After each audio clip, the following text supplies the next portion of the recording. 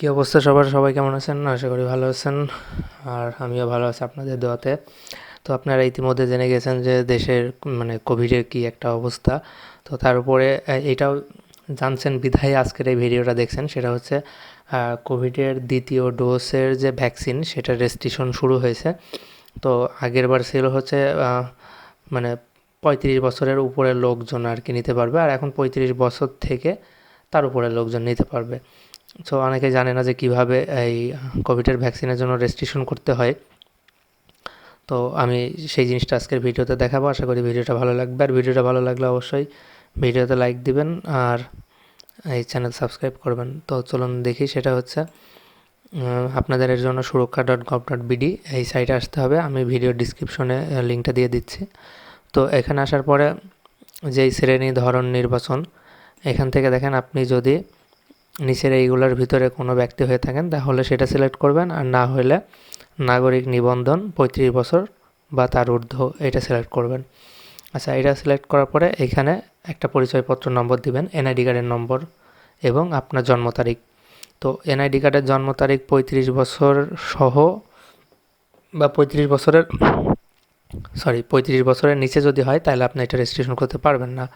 আর 35 বছর ধরে তার উপরে যদি হয় তাহলে আপনি আবেদন করতে পারবেন ভ্যাকসিনের জন্য।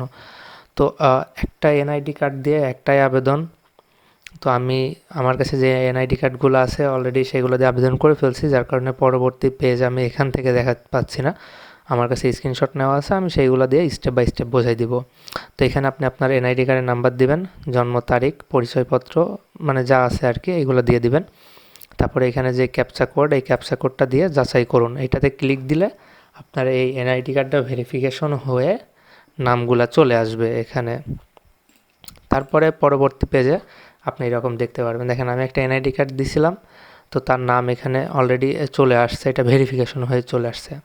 তো মোবাইল নাম্বারের এই বক্সটা পাবেন পরের পেজে, এই বক্সটা দিবেন, বক্সের ভিতরে মোবাইল নাম্বারটা দিবেন। যেই নাম্বারে আপনার ওটিপি যাবে সেই ওটিপিটা এখানে সাবমিট করলে কিন্তু হচ্ছে আপনার আবেদনটা কমপ্লিট হবে, এবং ওই নাম্বারেই মেসেজ যাবে যে বিস্তারিত ডেট। তো নাম্বারটা দিবেন। আর এখানে দেখেন যে প্রেশার, হৃদরোগ, স্ট্রোক আছে কি না, হ্যাঁ, না থাকলে না, এখানে যেটা থাকলে হ্যাঁ, না থাকলে না, সেইগুলো দিবেন। আচ্ছা, কোভিড-19 কাজের সাথে সরাসরি জড়িত কি না, আপনি থাকলে হ্যাঁ দিবেন, না থাকলে না দিবেন। পেশা নির্বাচন করুন। পেশার এখানে আপনি যেই পেশা, আপনি ব্যবসা হইতে পারেন, বেকার হইতে পারেন, এখানে সব পেশাই আছে। তো আপনার যে পেশা সেটা এখানে দিয়ে দিবেন। তারপর দেখেন বর্তমান ঠিকানা, যেই ঠিকানায় আপনি ভ্যাকসিন গ্রহণ করতে ইচ্ছুক আর কি, ঠিক আছে। তো এখানে বিভাগে আপনি বিভাগ দিবেন, আপনি যেই হাসপাতাল থেকে, আপনার যেই বিভাগের হাসপাতাল থেকে আপনি নিতে ইচ্ছুক।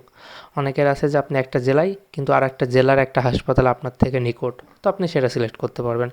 বিভাগ সিলেক্ট করবেন, জেলা সিলেক্ট করবেন, উপজেলা সিলেক্ট করবেন, ইউনিয়ন সিলেক্ট করবেন। আর আপনার এখানে ওয়ার্ডের নম্বর, আপনি যেই নম্বরের ওয়ার্ড, সাপোজ ধরেন আমি 7 নম্বরের, আমি এখানে 7 সিলেক্ট করব। সো আপনি কত নম্বর ওয়ার্ড সেটা জেনে নেবেন, সেটা সিলেক্ট করবেন, এবং এই গ্রামের নাম এখানে আপনাকে বাংলায় লিখতে হবে।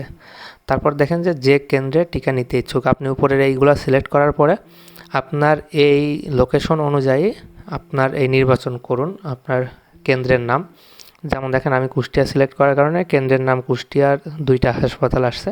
সো আপনার প্রয়োজন মতন এখানে আসবে, আপনি সেটা সিলেক্ট করবেন। সিলেক্ট করে সাবমিট দেবেন। সাবমিট দেওয়ার পরে আপনার একটা ওটিপি চাবে, যে আপনার এই নাম্বার, যে নাম্বার আর কি এই পেজে যেই নাম্বারটা দিচ্ছেন এই নাম্বারে একটা ওটিপি যাবে। তো ওই ওটিপিটা আপনি সাবমিট দিবেন। সাবমিট দেওয়ার পর এরকম একটা পেজ আসবে যে কোভিড-19 ভ্যাকসিন নিবন্ধন ফর্ম, আপনার ভ্যাকসিন নিবন্ধন সম্পূর্ণ হয়েছে। সো এইটা হইলে আপনার কাজ শেষ। তারপরে ঠিক টাইম মতন আপনার ওই নাম্বারে মেসেজে স্থান এবং সব কিছু চলে আসবে, যে তখন আপনি সেখানে গিয়ে ওই সিরিয়াল অনুযায়ী আপনি ভ্যাকসিনটা নিয়ে নিতে পারবেন। আর তারপর যদি কোনো কিছু না বুঝেন ভিডিওর কমেন্টে লিখুন, আমি যথাযথ চেষ্টা করব সাপোর্ট দেওয়ার জন্য।